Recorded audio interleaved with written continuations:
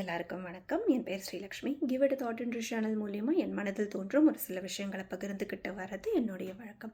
அந்த வகையில் இந்த வாரம் வேர் டஸ் மோட்டிவேஷன் கம் ஃப்ரம் அப்படின்ற தலைப்பில் ஒரு சில வார்த்தைகள்.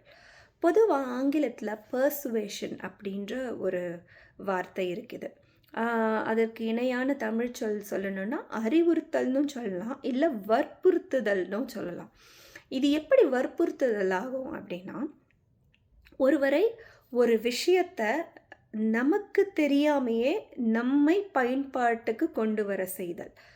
இதற்கும் மோட்டிவேஷனுக்கும் என்ன சம்மந்தம் அப்படின்னு பார்த்தீங்கன்னா, இன்றைய டிஜிட்டல் உலகத்தில் நம்ம இருக்கக்கூடிய நம்மளை சுற்றி இருக்கக்கூடிய இந்த டெக்னாலஜியின் காரணமாக நாம் என்ன நினைக்கிறோமோ நம் சிந்தனைக்குரியது தான் நம்மளுக்கு முன்னாடி நம்மளுடைய சோஷியல் மீடியா வெப்சைட்ஸில் வருது. சோஷியல் மீடியா தான் இன்றைக்கு முக்கியமான நம்மளுக்கான ஒரு கம்பேனியன்னே சொல்லலாம்.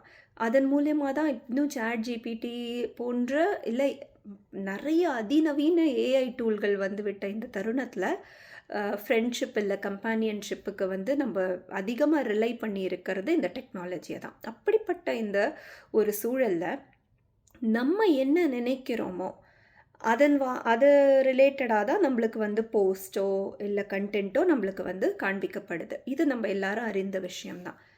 இப்போ நம்ம என்ன நினைக்கிறோன்றத இன்னொருத்தர் பிரதிபலிக்கும் பொழுது அவர் மனதில் உள்ளதை தான் மோட்டிவேஷனாக சொல்லிகிட்ருக்கேன். இப்போ ஏன் நானே ஒவ்வொரு முறையும் ஒவ்வொரு ஆடியோ வீடியோ பதிவு போடும் பொழுதும் என் மனதில் தோன்றும் ஒரு சில விஷயங்கள்னு போடுறதுக்கு முக்கியமான காரணம் என்ன அப்படின்னா, இது எனக்கு தோன்றது, இது இப்படியே தான் எல்லாருக்கும் தோணணும் அப்படின்றது கிடையாது. அதற்காக தான் நம் ஒருவருக்கும் இதயமும் மூளையும் தனித்தனியாக இயங்குவதற்கான தன்மையை ஆண்டவன் வைத்திருக்கிறார்.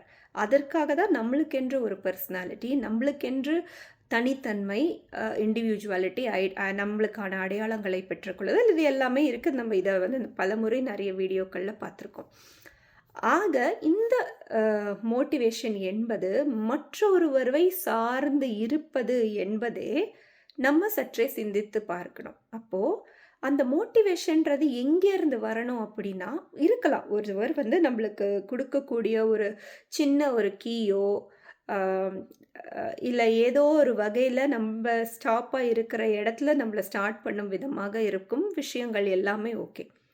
இப்போது ஒரு வேளை ஒருவருக்கு ஸ்விம்மிங் ரொம்ப பிடிச்சிருக்கு அப்படின்னா, அவங்க பார்க்கக்கூடிய வீடியோஸில் இருப்பவங்க ஸ்விம்மிங்க்கு எகெயின்ஸ்டாக இருக்காங்க அப்படின்னு வச்சுக்கிட்டோன்னா, இது இவர்களை எவ்வாறு பாதிக்கும்?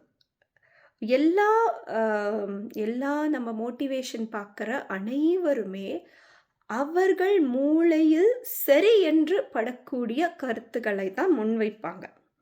முக்காவாசி டிப்ளமேட்டிக்காக இருக்குமா அப்படின்னா அந்த சதவிகிதம் 60% தான் இருக்கும். அப்போது நம்மளுக்கான தேடல் நம் ஆன்மாவின் ஸ்வதர்ம கடமையை பூர்த்தி செய்யும் வகையில் நமக்கான சோல் சாட்டிஸ்ஃபையிங் ஜாப் அப்படின்னு இருக்கக்கூடிய விஷயங்களை தழுவியதாக இருக்க வேண்டுமே தவிர, மற்றவர்களின் திருப்தியின் வாயிலாக நாம் இயங்கும் இயந்திரமாக மாறிவிடக்கூடாது.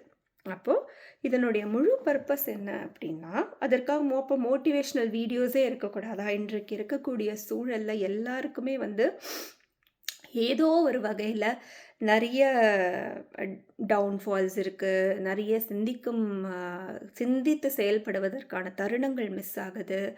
நம்ம ரொம்ப அதிகப்படியாக ஆங்ஸைட்டியில் ஸ்ட்ரெஸ்ஸுக்குள்ளே போகும் வண்ணமாக இருக்கும் பட்சத்தில் வேறு ஒரு மோட்டிவேஷன் நம்மளுக்கு தேவைப்பட்டுக்கிட்டே தான் இருக்குது. அப்பொழுது அவர்கள் இடம் செல்லும் பொழுது யார்கிட்ட நம்ம மோட்டிவேஷனுக்காக போகிறோமோ அவர்கள் சொல்லும் கருத்துக்களை உள்வாங்கிக்கிறதுல தப்பில்லை. அதன் பிறகு அதை அனலைஸ் செய்ய வேண்டிய பொறுப்பு நம்மிடத்தில் இருக்கிறது. இது சரியா, இது தப்பா, இது நம்மளுக்கு தேவையா, தேவையில்லையா? இவர்கள் இப்படி சொல்கிறார்கள் என்றால் அது அவர்களினுடைய மூளை சொல்லக்கூடிய ஒரு கருத்து.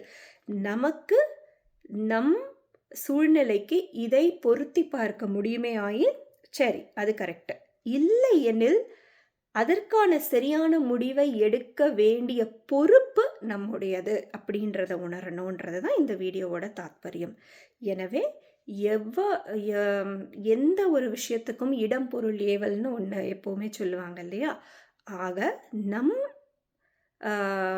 நம் சூழ்நிலைகளை தழுவிய விஷயங்களை நாமே சிந்தித்து செயல்படும் பொழுது நம் வாழ்க்கையை நம்மால் மேலும் வலுப்படுத்திக் கொள்ள முடியும். இதன் அனுபவங்களை நம்ம ஷேர் செய்யும் பொழுது மற்றவர்களுக்கும் அது உதவிகரமாக இருக்கும் பட்சத்தில் அது அப்படியே ஒரு நீரோடை மாதிரி, அது ஒரு ஃப்ளோ சார்ட் மாதிரி போகும். அவர்கள் இதை எடுத்துக்குவாங்க. இதே எக்ஸ்பீரியன்ஸை நான் ஃபேஸ் பண்ணேன்.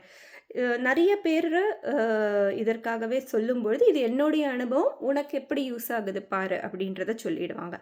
ஆக நம்முடைய முழுமையான ஒரு கடமை என்ன அப்படின்னா, எதையும் சிந்தித்து செயல்பாட்டுக்கு கொண்டு வர வேண்டியது.